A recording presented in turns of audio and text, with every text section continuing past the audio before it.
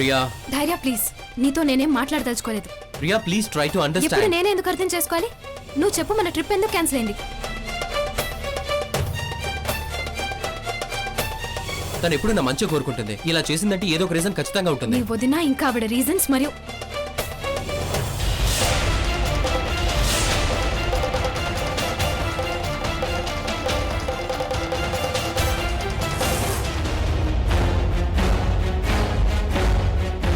I hope నేను మీ ఇద్దరిని disturb అయితే చేయలేదు కదా.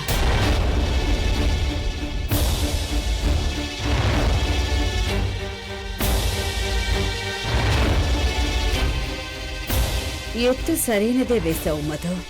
బట్ రియా, నీ సంగతి నేను తేల్చుకుంటాను.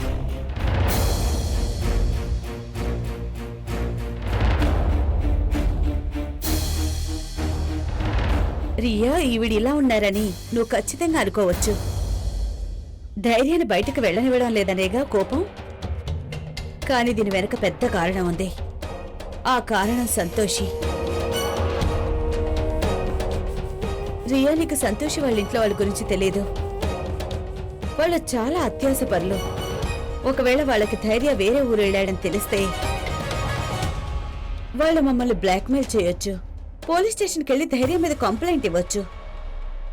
ధైర్య సంతోషిని చంపే ప్రయత్నం చేసి పారిపోయాడని పోలీసులు మమ్మల్ని ప్రశ్నిస్తారు. అప్పుడు మేమేం జవాబులు చెప్పలేము. వదిరా, ఇదంతా చెప్పాల్సిన అవసరమేమీ లేదు. ఎందుకంటే మీరు ఏం ఆలోచించినా నా మంచి గురించి ఆలోచిస్తారని నాకు తెలుసు. అమ్మయ్యా, నా ఎత్తు ఫలించింది.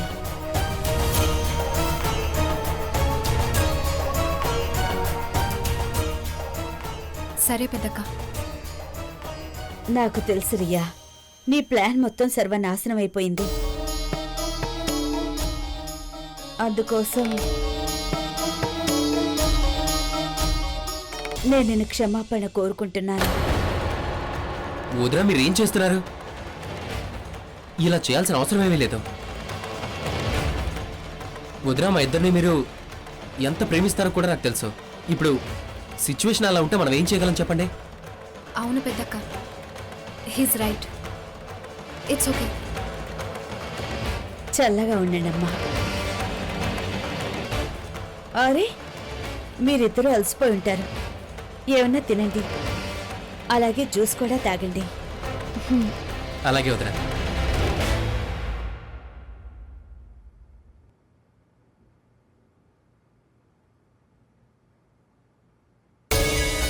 అమ్మయ్య, మంచిదైంది. ధైర్యం ముందు నా డ్రామా బాగా పండింది.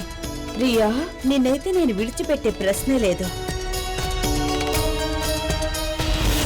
నేను మీ సంగతి తేలుస్తాను పెద్దక్క. ధైర్య, ఈ మధ్య నువ్వు నీ గురించి కొంచెం కూడా పట్టించుకోవడం లేదు. తీసుకో, తిను. వద్దురా, నాకు అసలు ఆకలిగా లేదు. నిజానికి నాకు తినాలని లేదు యాక్చువల్లీ. నాకు తెలుసు నీ మూడ్ బాలేదని, కానీ కోపం భోజనం మీద చూపించకూడదు. ఇక ప్లీజ్ ఎలాంటి టెన్షన్ పడకుండా తిను. చూడు ఎంతగా చిక్కిపోయావో. కానీ వదిరా, నేనిప్పుడిక సంతోషి దగ్గర జాగ్రత్తగా ఉండాలి. తను ప్రతీకారం తీర్చుకునేందుకు ఎప్పుడేం చేస్తుందో తెలీదు. తనేమీ చేయలేదు. ఈసారి మనం ఎలా దాడి చేయాలంటే దెబ్బ తగలాలి, కానీ దాని ఆనవాళ్ళు కనిపించకూడదు. కానీ వదిరా, అది అసలు పాసిబులా? ధైర్య, సంతోషి మట్టి బొమ్మలాగా చెదిరిపోయింది. కానీ మనం ఆట ఇప్పుడు ఆడొచ్చు.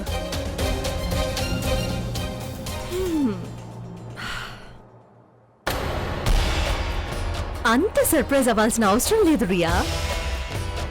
చూసావుగా, అది తల్లి కొడుకుల ప్రేమ. So sweet. నీకు అర్థం కాదులే. అక్క చాలా మంచిది కదా. పెద్దక్క ధైర్యాన్ని ఎంత ప్రేమిస్తారు, ఎంత ఇష్టపడతారో కదా తన్ని. అవునా?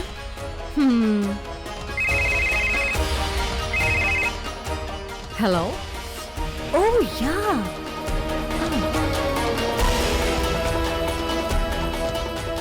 వదిన్ని అమ్మ అని పిలిచినంత మాత్రాన తను అమ్మ కాలేరు కదా. But no problem. ఈ అమ్మా కొడుకుల ప్రేమ ఇంకొంతకాలమే ఉంటుంది.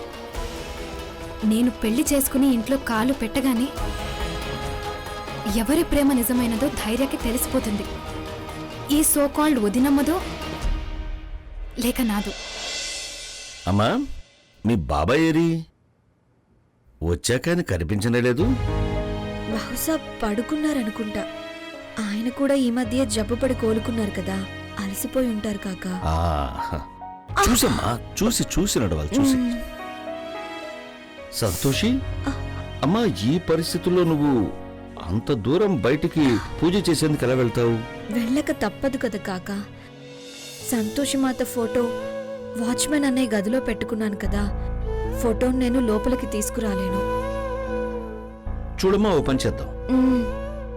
నువ్వు ఇక్కడే ఉండు, నేను వెళ్ళి మీ సంతోషి మాతను పూజకు కావాల్సిన సామాన్లన్నింటి లోపలికి తీసుకొస్తాను. నువ్వు లోపలే ఉండి పూజ చేసుకో, సైలెంట్ గా, ఎవరికి ఏం తెలియదు.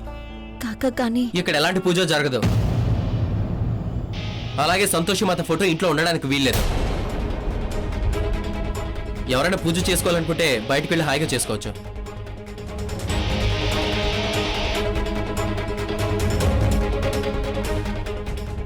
ధైర్య, నీకు సిగ్గనేది ఉండాలి బాబు. తను నీ ప్రాణాల్ని కాపాడింది, నువ్వందుకు తనకు రుణపడి ఉండాలి. కానీ నువ్వు తన పట్ల ఇలా ప్రవర్తిస్తున్నావా? ఒకవేళ సంతోషి నా ప్రాణాల్ని కాపాడిందంటే నేను కూడా తన ప్రాణాల్ని కాపాడాను. ఖరీదైన ట్రీట్మెంట్తో లెక్క సరి చేశాను. అలాగే విశ్రాంతి తీసుకోవడానికి ఇంత పెద్ద మహల్ ఇచ్చి రుణాన్ని ఈక్వల్ చేసేశాను. చూడు కాకా, ఆయన అన్నది కరెక్టే కదా. నేనేం మేలు గీలు చేయలేదు. నేను ఈ ఇంటి పట్ల నా నమ్మకాన్ని నిలుపుకున్నాను, ఇక మీదట కూడా నిలుపుకుంటాను. ఇకపోతే ఈయన విషయం, బహుశా ఈయన ఈరోజు చేసిందంతా కావాలని చేసుండకపోవచ్చు, కానీ ఒక స్త్రీ మీద చేయి చేసుకోవటం పాపమే అవుతుంది.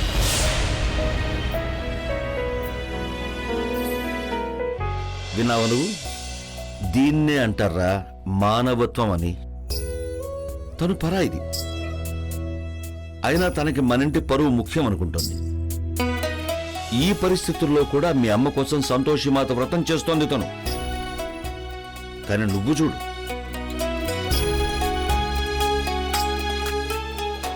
రే బాబు, అప్పుడప్పుడునైనా మీ అమ్మా నాన్నల గురించి ఆలోచించరా? అసలు వాళ్ళు బతికున్నా చచ్చినా నీకేం పట్టదనుకుంటా. కాకా, వాదించి ఏం ప్రయోజనం ఉండదు. సంతోషమాత పూజ నేను బయట చేసుకుంటాను. పదండి. వాహ్, చాలా బాగుంది. పదే పదే ఇలా పూజలంటే నువ్వు కావాలనే మోసం చేస్తారా? ప్రతి విషయంలోనే నువ్వు సంతోషిమాత ప్రస్తావన తీసుకొస్తుంటావు. సంతోషిమాత ఇలా, సంతోషిమాత అలా అని. నీ ఈ డ్రామాలున్నాయే, దాంతో నువ్వు మా నాన్నని మోసం చేయగలవు, నన్ను కాదు. ఈ లాకెట్ మెళ్ళ వేసుకుని నువ్వు సంతోషిమాత భక్తురాలని చూపించుకున్నావు. సంతోషిమాత అంటే ఎవరు? దేవత లేక ఏదైనా మహిమలు చూపించే మిషనా? ఆపధైర్య, ఇంకా చాలించు. నాన్న డ్రామాలు ఆడే వాళ్ళని ఎంతోమంది చూశాను, కానీ తనలా నటించే వాళ్ళని ఎక్కడ చూడలేదు. నువ్వు ఏవైతే డ్రామాలు ఆడుతున్నావో నా ముందు సాగనివ్వను సంతోషి.